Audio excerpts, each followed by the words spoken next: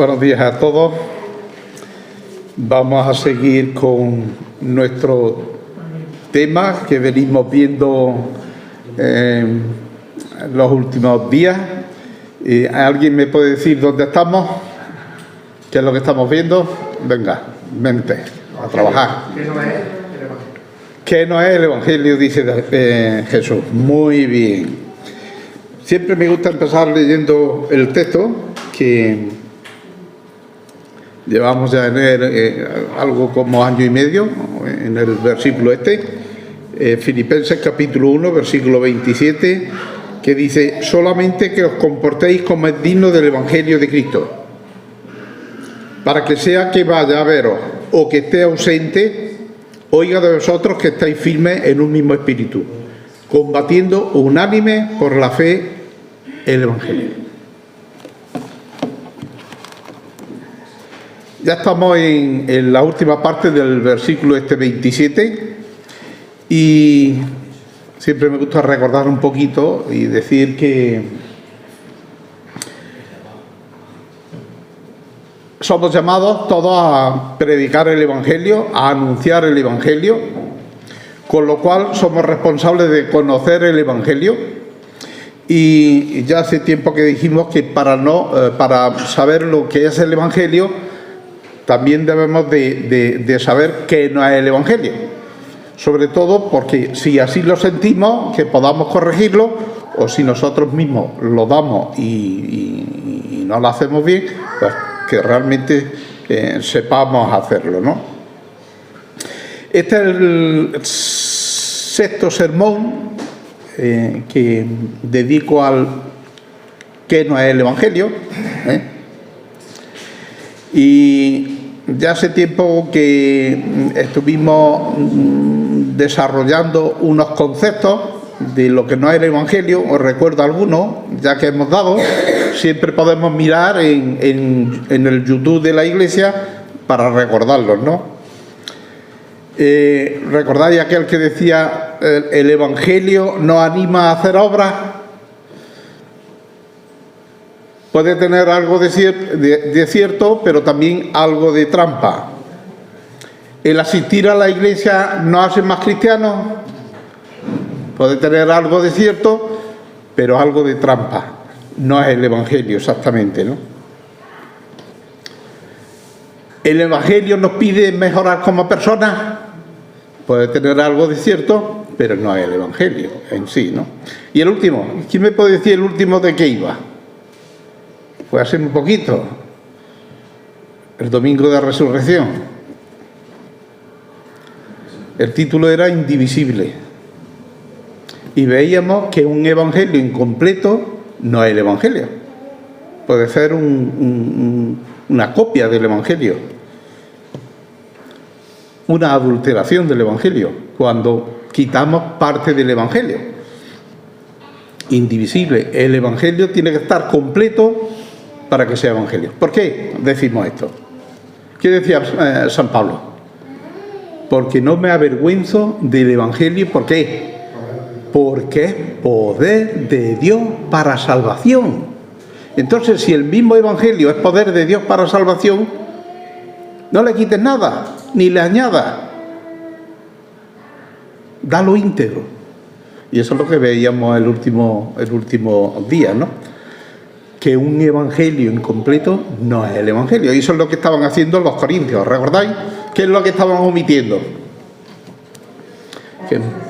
La resurrección. Estaban omitiendo la resurrección. Era un evangelio evidentemente incompleto, sin poder.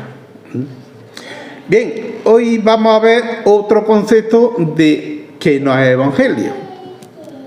Os pregunto, y es el título de nuestro sermón de hoy: ¿es suficiente con creer?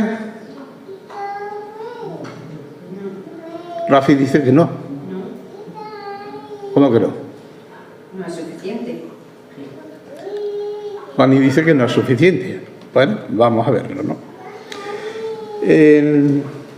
Me suscitó la idea de este sermón, si es suficientemente solo con creer en Dios para salvarse. Una conversación que tuve con una persona y yo le preguntaba, ¿tú crees en el más allá? ¿Tú crees en el cielo? ¿Crees en Dios? Y me decía, por supuesto que sí. Creo en Dios, creo en los ángeles, creo en el demonio, creo en el más allá, creo en los brujos, creía en todo, ¿no? Creía en todo. Sí. Yo sé, o tengo la certeza de que hay algo ya no concretaba tanto. O alguien que ha hecho lo que vemos, que mueve los hilos de la vida. Tiene que haber algo, ya tiene que haber algo, ¿no?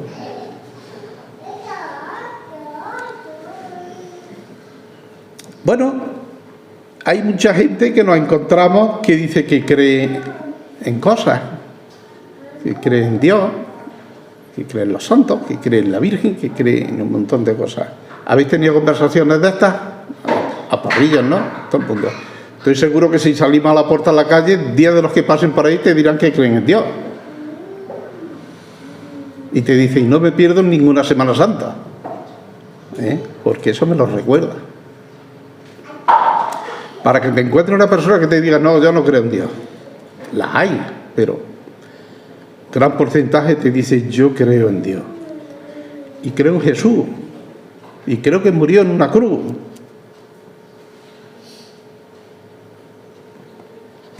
Si creo en Colón, porque me lo dice la historia, y vemos la evidencia de que descubrió América y los barcos que llevaba.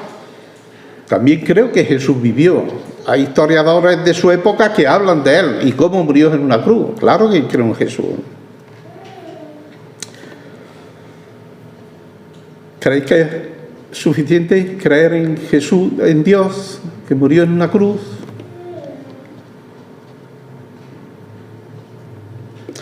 Pero bueno, es un comienzo. El que te diga, yo prefiero una persona que te diga, yo creo en Dios, a una que te diga, no creo en Dios ni me importa, ¿no? Paso de eso, ¿no? Esa persona ya te cierra el camino. Pero, oye, es un buen comienzo que una persona te diga, creo en la existencia de Dios. Y yo creo que para creer en Dios es necesario tener una fe, por lo menos de carácter religioso. Hay muchas religiones. La gente creen que la suya es la mejor, la verdadera, la única, y que su Dios es el único, ¿no? Bueno, está bien, oye, creen en un Dios, uno, en único, ¿no?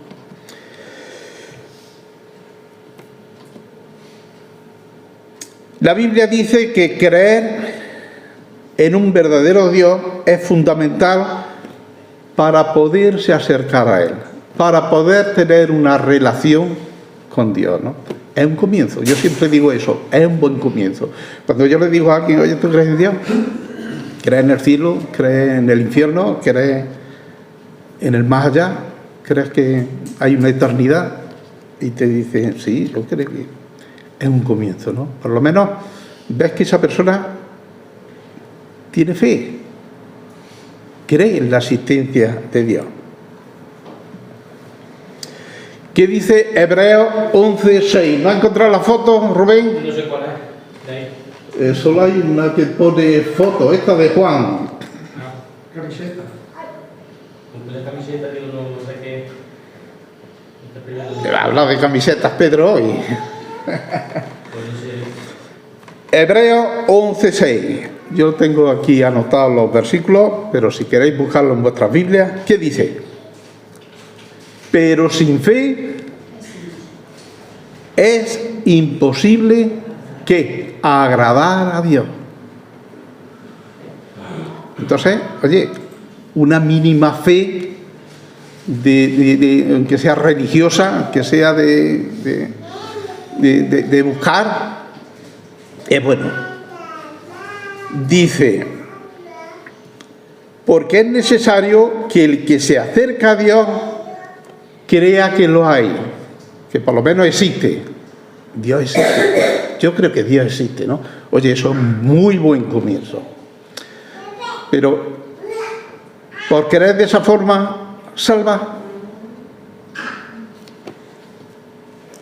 La segunda parte del texto nos dice, y es galardonador ¿de qué?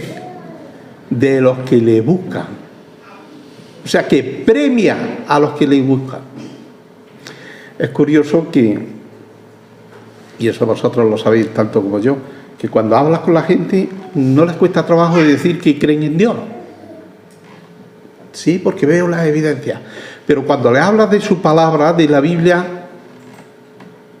eso averigua quién lo escribió.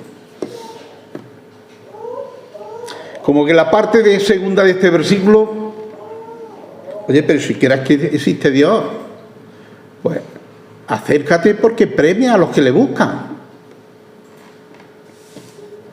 Bueno, eso es harina de otro costal, ¿no? ¿Qué nos dice esa segunda parte, no?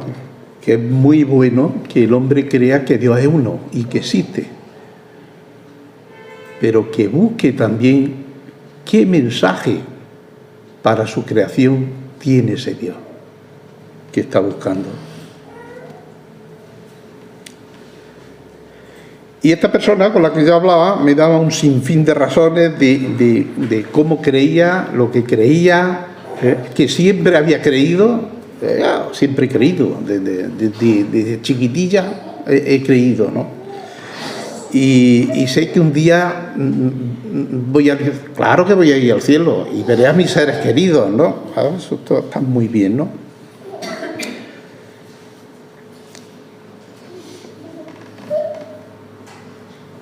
Yo le hablo y me entiendo con él, me decía. Dice, y él se entiende conmigo, ¿no? El Evangelio según San Yo. Yo creo en Dios. Yo le digo, él me dice lo que yo quiero que me diga, ¿no? Y la persona se hace una base espiritual, un evangelio, una relación basada en el Dios que yo quiero, porque se hacen a la medida del Dios. Eso también le pasa a algunos creyentes, que se hacen a la medida del Dios que ellos quieren. El compromiso que yo quiero, no me pidan más. Ah, no, pero sí, Dios no me pide más. Y amo lo que Jesús ama, lo que yo amo, y odia lo que yo odio. Lo demás no.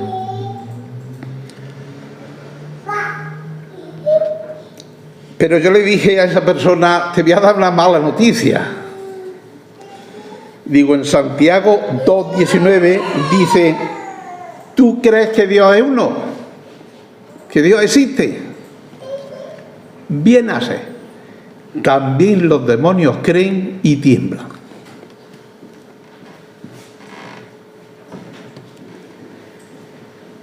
Y eso, dijo, los demonios son los que más creen en Dios.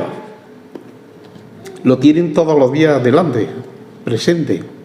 Saben que Jesús existió, murió, por qué dio su vida, lo saben todo, pero tiemblan. Entonces no es novedad que alguien te diga que cree. Es fácil creer. Entonces, ¿es suficiente con creer? Responderme. ¿Es suficiente creer que Dios existe y que Jesús murió en una cruz para ser salvo?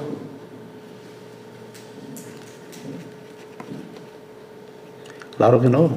Ya os he dicho que los demonios también creen eso y tiemblan. Y tiemblan. ¿Dónde está esa camiseta? No se puede abrir. No se puede abrir. El archivo dañado no es compatible. No se puede buscar por internet. ¿La saca de internet? Sí, claro, la saca por internet. ¿Cómo era? Pon camiseta Juan 3:16.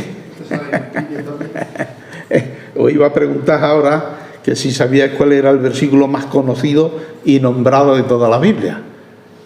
Lo encontramos en camiseta, que bueno, Rubén no lo encuentra. Encontramos camisetas, en pancartas, yo lo he visto en estadios de fútbol, los jugadores llevarlo. Estoy seguro que si buscamos los tratados esos que tenemos ahí, evangelísticos, todos seguro que contienen San Juan 3:16, ¿no? Y yo lo utilicé en la conversación con esta persona. Y le dije, mira lo que dice aquí. ¿Sabéis lo que me contestó la persona? Me quedé al cuadro. Dice, ¿ves? Ahí lo dice. Que el que cree se salva. Ahora cómo desmonto yo. Ahora cómo desmonto yo la idea. Y claro, es el versículo más conocido de toda la Biblia y en toda la historia. Pero vemos que está sacado de su contexto. Se fuerza. Ha forzado el contexto de ese versículo y parece que dice una cosa que no dice. Y claro, la persona me decía, ¿ves? Ahí dice, yo creo. Y me dice que voy a ir al cielo. Vale, salí como pude de la conversación, cambié de tercio y busqué otro medio, ¿no?, para llegar a hablarle de la salvación, ¿no? Esto ya para nosotros. Tenemos que tener cuidado con ese versículo. Y lo utilizamos mucho. Porque parece que dice que con creer es suficiente. Y es parte del Evangelio, pero no es el Evangelio.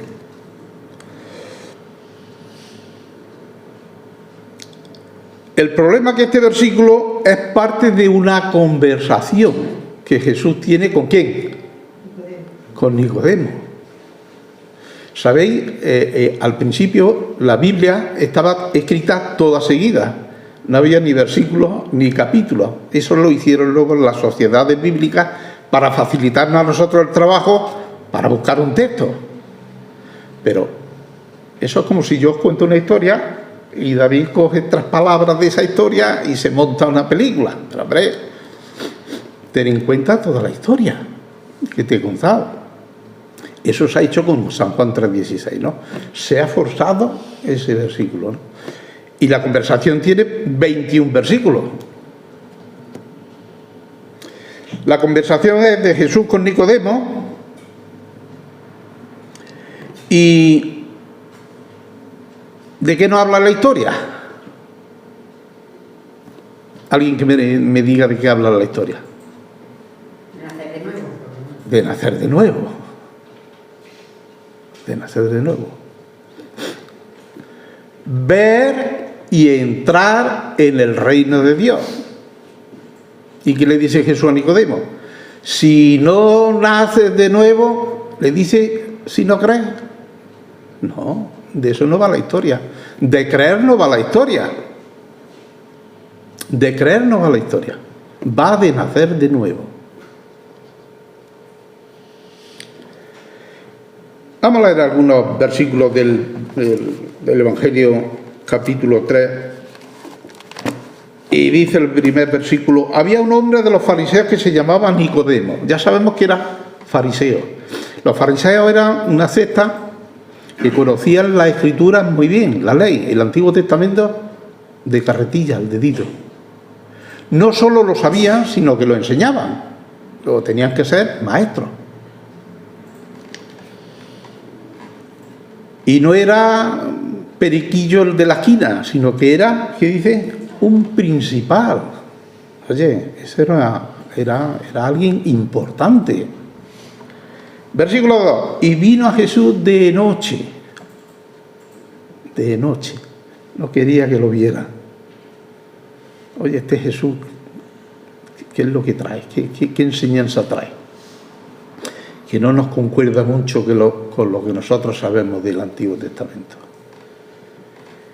Y viene de noche y le dice, Rabí, sabemos que has venido de Dios como maestro, porque nadie puede hacer las señales que tú haces si no está Dios con él. Posiblemente Nicodemo quería preguntarle algunas cosas de las leyes, pero Jesús dice: Nicodemo, no tenemos tiempo, y va al grano. Le respondió Jesús directamente y le dijo: de cierto te digo que el que no naciere de nuevo no puede ver el reino de Dios. Ver el reino de Dios. No puede.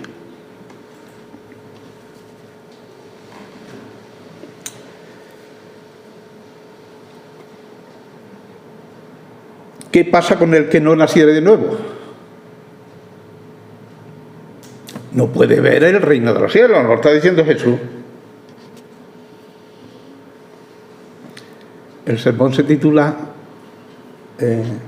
¿es suficiente la fe? O sea, creer. ¿Creer es suficiente?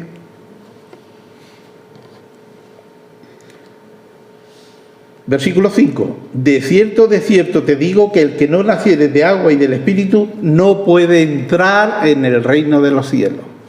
Aquí se basa toda la historia de Jesús con Nicodemo. Ver y entrar. No perdáis eso de vista. Ver y entrar.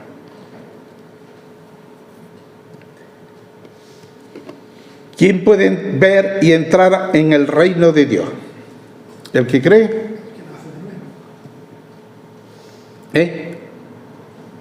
No, el que nace de nuevo. ¿Lo dice eso?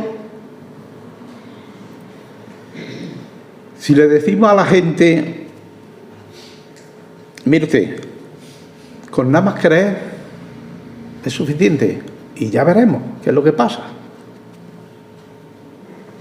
Pero eso no es el Evangelio. Pero eso se está predicando. Cree. Basándose en Juan 3:16.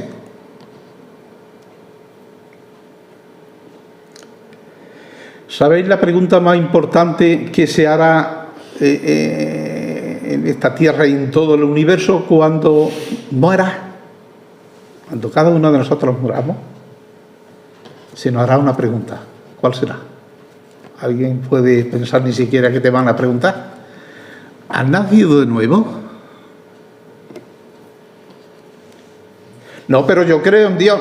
No puedes entrar. Pero yo leo la Biblia. No puedes entrar. Pero llevo más de 20 años en una iglesia evangélica. No puedes entrar. Si no has nacido de nuevo, no puedes. Ya puedes creer en todo lo que quieras. Pero yo es que he enseñado en la escuela dominical. No puedes. Pero que yo toco la guitarra en el coro 20 años. No puedes. Si tú te basas en eso, no puedes. Lo dice Jesús, se lo dice a Nicodemo. Nicodemo, si no naces de nuevo, Nicodemo dice: aquí algo no me cuadra. ¿Cómo voy a entrar otra vez en el vientre de mi padre y volver a nacer? Y Jesús le dice: lo que es nacido de carne, carne es, pero lo que es nacido de espíritu, espíritu es. Y le da un tirón de oreja. Le dice: Nicodemo, ¿tú eres maestro de Israel y no sabes esto? ¿Tú no sabes esto?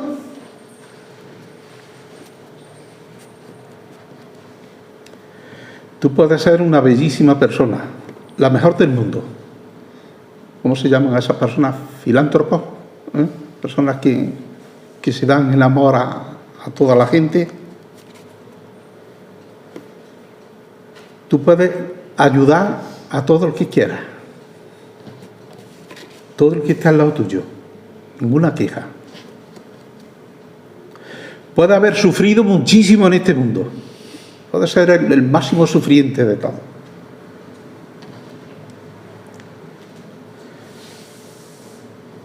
Pero si con esto vas al cielo o quieres ir al cielo, no puedes. No puedes entrar en el reino de Dios. ¿Sabes lo que dice Dios de tu obra? Son trapos de inmundicia. Todo lo que tú puedas hacer, cuando te digan, has nacido de nuevo, mira, traigo todo esto.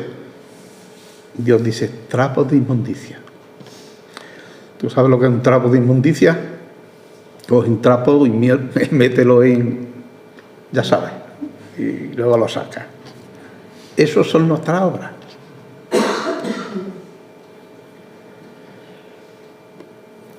Nadie puede entrar a la gloria por haber hecho algo. Eso dice la palabra de Dios.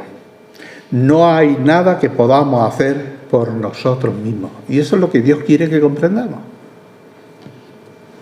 Y eso es lo que quería Jesús que comprendiera Nicodemo.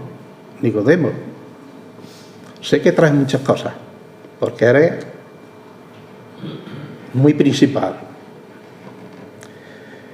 Pero si no naces de nuevo, no puedes ver ni entrar el reino de Dios, al reino de Dios. Y Jesús le pone dos condiciones que hemos leído en el versículo 5. De cierto te digo que el que no naciere de agua y del Espíritu no puede entrar en el reino de Dios. Dos condiciones, le pone dos condiciones. Cuando se habla de agua en el Antiguo Testamento, se refiere a limpieza y purificación. El agua, limpieza y purificación. Ezequiel 36, versículos del 24 al 27. Una promesa que tenía el pueblo de Israel. 25. 36 del 24 al 27. Y Jesús les dice, ¿eres maestro y no sabes esto? Dios les dice, y yo os tomaré de las naciones y os recogeré de todas las tierras y os traeré a vuestro país. Esparciré sobre vosotros agua limpia y seréis limpiados de todas vuestras inmundicias. Curioso. Y de todos vuestros ídolos os limpiaré. Os daré corazón nuevo y pondré espíritu dentro de vosotros. Y quitaré de vuestra carne el corazón de piedra y os daré un corazón de carne. Y pondré dentro de vosotros mi espíritu.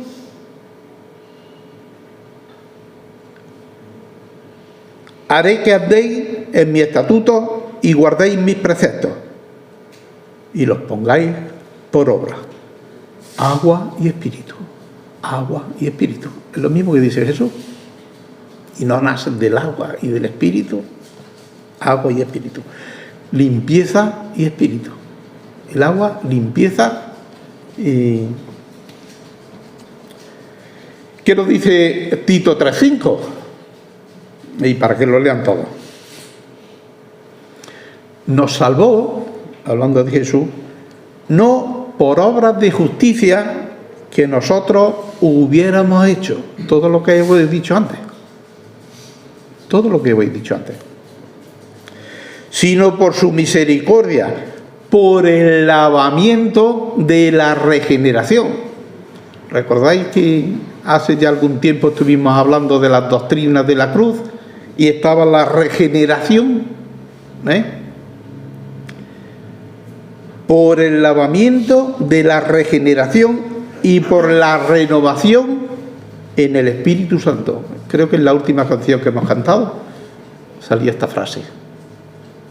La renovación y la regeneración. Agua y espíritu. Lo vemos aquí. Salmo 119, 9. Este fue el primer versículo que yo me aprendí de memoria con 15 años. Tenía 15 años.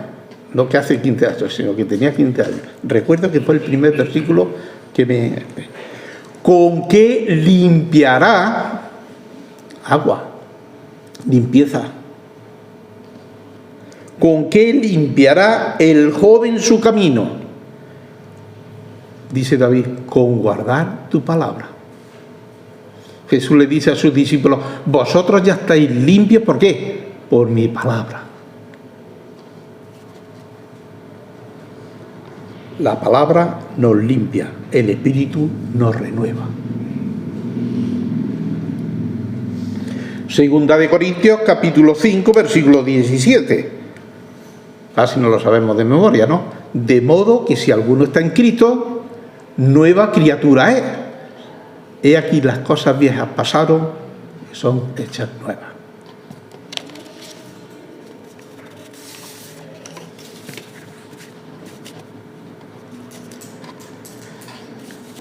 Jesús le decía a Nicodemo,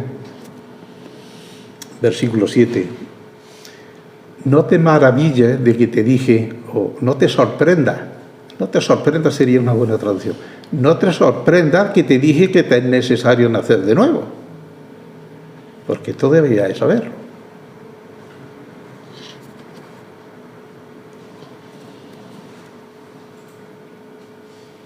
Es obligatorio. Es imprescindible, es imperativo, si no, no puede entrar al reino de los cielos. No es optativo el nacer de nuevo para entrar en el reino de los cielos, no es optativo, es de práctica obligada, necesario. Nicodemo, tienes que nacer de nuevo si quieres entrar en el reino de Dios. Pregunto otra vez, ¿es suficiente con creer? Podéis responder, ¿eh? Es bueno creer, pero luego hay que nacer de nuevo. No te puedes quedar ahí. El nuevo nacimiento, estamos hablando del nuevo nacimiento, y diréis, pero Pedro, ¿cómo se nace de nuevo? Explícanos eso, ¿no? El nuevo nacimiento es obra del Espíritu Santo. ¿Qué es lo que usa? Lo que limpia. ¿Qué es lo que limpia? La palabra de Dios. Nadie puede nacer de nuevo sin escuchar, creer y aceptar, ahora sí, de una forma correcta, la palabra de Dios. Nadie puede nacer de nuevo sin la obra del Espíritu Santo. Palabra de Dios, el Espíritu Santo.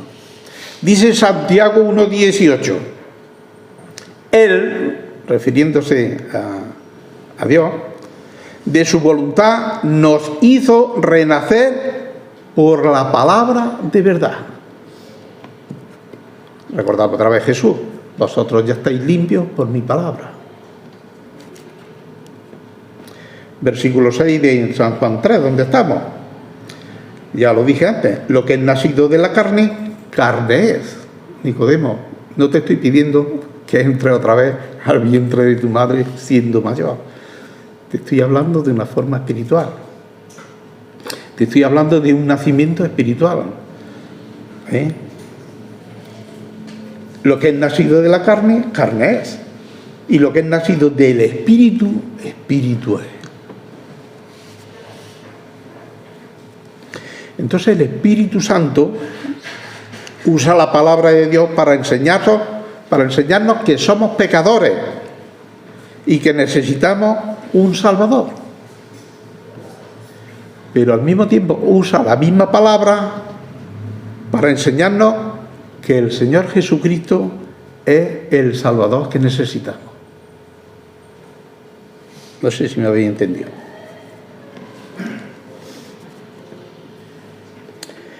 Hechos 17:30. Mira lo que dice. Pero Dios, habiendo pasado por alto los tiempos de esta ignorancia, ahora manda a todos los hombres en todo lugar que se arrepientan. Ya vamos cogiendo el hilo del nuevo nacimiento. ¿Qué es lo que hace falta para nacer de nuevo? Creer, porque si no crees, ni empiezas, ¿no? Pero aquí nos habla del arrepentimiento. Y cuando tú le hablas a la gente del arrepentimiento, te dicen, ¿qué me tengo yo que arrepentir? Yo he matado a nadie. Es lo primero que te dicen, ¿no? Yo he matado a alguien. Pues mira, ya que estamos hablando de matar, en Mateo 5, versículo 21-22, Jesús dice, fue dicho, no matarás. el espíritu de la letra. Si no has matado, lo has cumplido, ¿no? Mandato, mandamiento, es lo que Dios dice. Pero ahora Jesús va un poquito más allá. Y dice, pero yo os digo que cualquiera que se enoje contra su hermano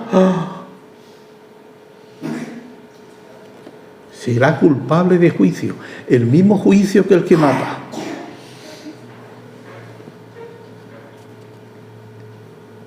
Jesús va más allá del espíritu de la letra, para que entendamos el significado de la aplicación espiritual. Y amigo, aquí ya viene la cabeza a pensar y decir, pero bueno, ¿quién puede dar la talla? Yo puedo no matar, pero no enojarme contra alguien 200.000 veces, algunas veces con razón y otras veces con menos, por cabezón.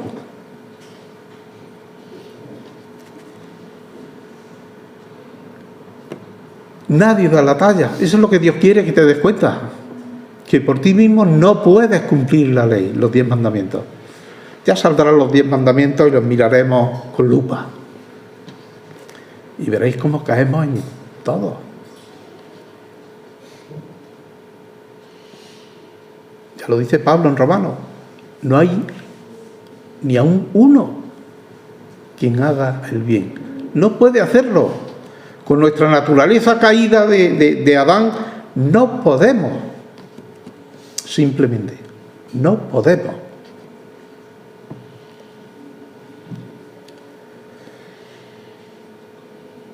¿Y qué hacemos?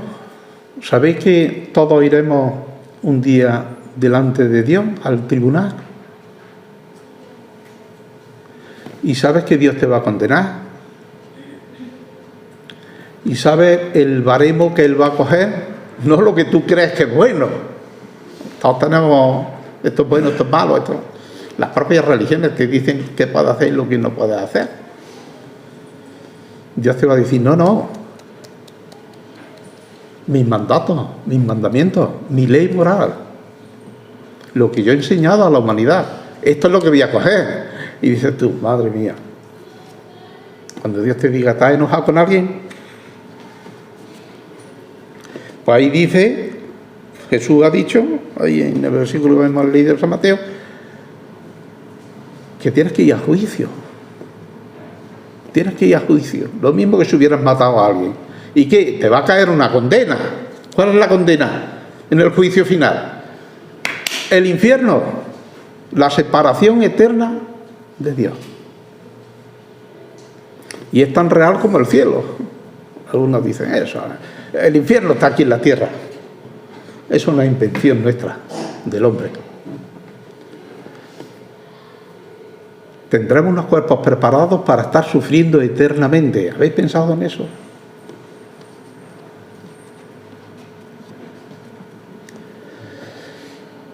Cuando tú te das cuenta que pecas más que respiras, pues, ¿cuál es tu reacción? O simplemente te entristece,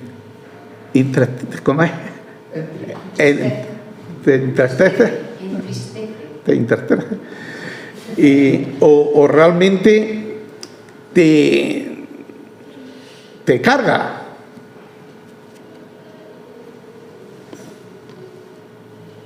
Y Dios utiliza el Espíritu Santo para convencernos de pecado. ¿Te acuerdas, Fresia, ahora cuando Carmen dice, ahora cuando voy a hacer algún pecado, pienso lo que Pedro me dijo?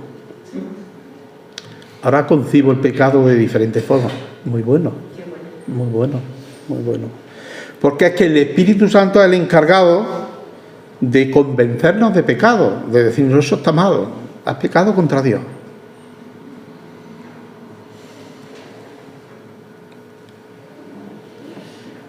Nos toca nuestra conciencia, y a Carmen le está tocando la conciencia, de manera que peca menos.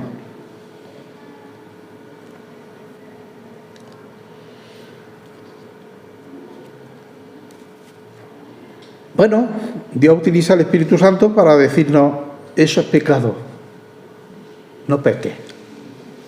y que haya en nosotros un deseo de pecar menos. Nos está convenciendo de que eso no es bueno y que Dios me va a juzgar por eso.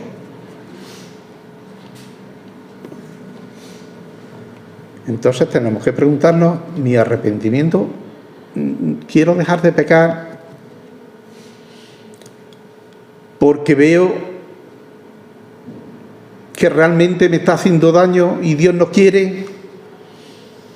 ¿O es una tristeza momentánea? Y tenemos que hacernos un autoexamen y decirnos, ¿siento un profundo dolor por mi pecado o solo tristeza? Dios no quiere, da igual.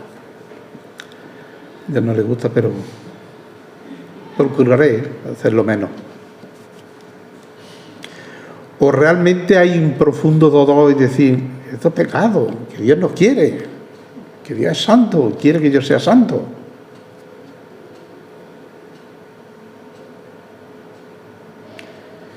¿Ese arrepentimiento es suficientemente profundo para estar dispuesto a dejar mi pecado? ¿O hay algún pecadillo que no? Este me cuesta, este lo mismo, este no. Esto, bueno, pero este me cuesta, lo dejo.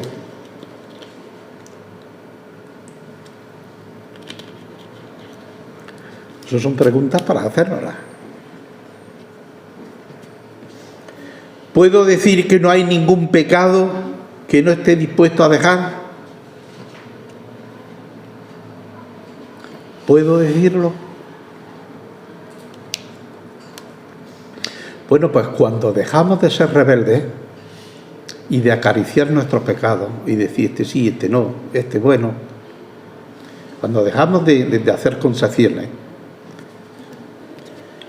y dejamos nuestra rebeldía y volvemos nuestro corazón a Dios, estamos listos para creer en su Hijo de forma correcta. Ahora sí.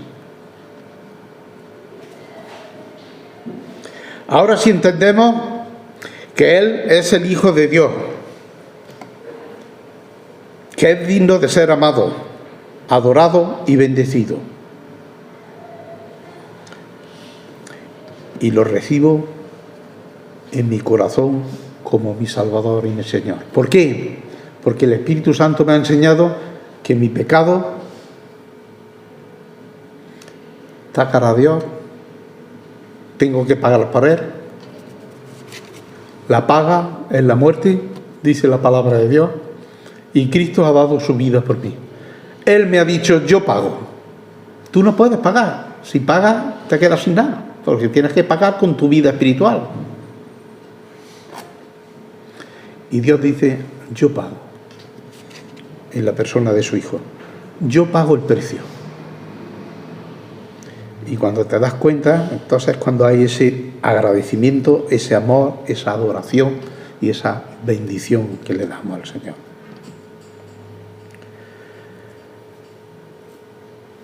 Por la palabra y por el Espíritu. Mira lo que dice Romanos 8:16. Y este mismo Espíritu se une a nuestro Espíritu para dar testimonio de que ya somos hijos de Dios. Cuando tú eres limpiado, cuando Jesús te dice, dame tu pecado, tú dices, toma tu pecado y eres limpiado, el Espíritu Santo puede venir a tu vida, puede venir a nosotros y ya puede vivir perfectamente en nosotros. Y lo primero que nos dice, eres hijo de Dios. Da testimonio, te lo dice, lo sientes.